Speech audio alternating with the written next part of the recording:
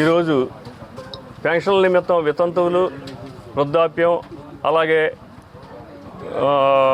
వృద్ధాప్యం పెన్షన్లో, వికలాంగుల పెన్షన్లో మా తడికులపూడి గ్రామానికి సుమారు 1023 పెన్షన్లు పంచిపెట్టడానికి 72 లక్షల రూపాయలు వచ్చినాయి.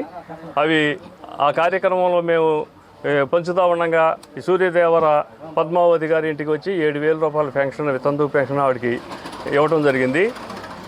ఆవిడ ఆ 7,000 జతకి 3,000 వేసి మన రాజధాని అమరావతి నిర్మాణం నిమిత్తం నేను ఉడతా భక్తిగా విరాళంగా నేను ఇస్తున్నానని చెప్పి ఆవిడ ఇవ్వడం జరిగింది.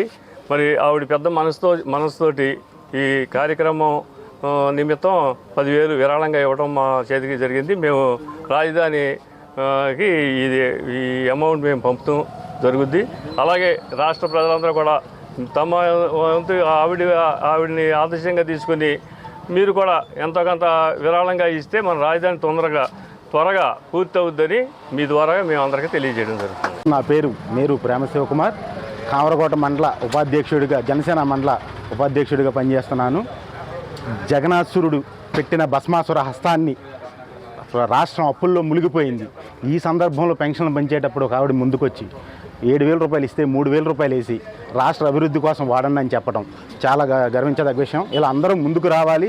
ఈరోజు పవన్ కళ్యాణ్ గారు కూడా చెప్పారు, జీతం తీసుకుంటానికి తీసుకుందాం అనుకున్నారు, అది మానేసి రాష్ట్ర అభివృద్ధికి పనిచేయాలని చెప్పేసి నిర్ణయించుకున్నారు. ప్రతి ఒక్కళ్ళు కూడా ముందుకు రావాలని కోరుకుంటున్నాను. నా పేరు సూర్యదేవర పద్మావతి, తడికిలపూడి గ్రామం, కామరకోట మండలం. 7,000 పెన్షన్ నిమిత్తం 7,000 రూపాయలు ఇచ్చి ఉన్నారు.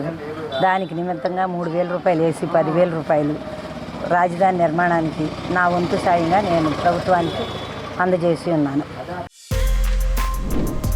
For more videos like this, subscribe Big TV channel.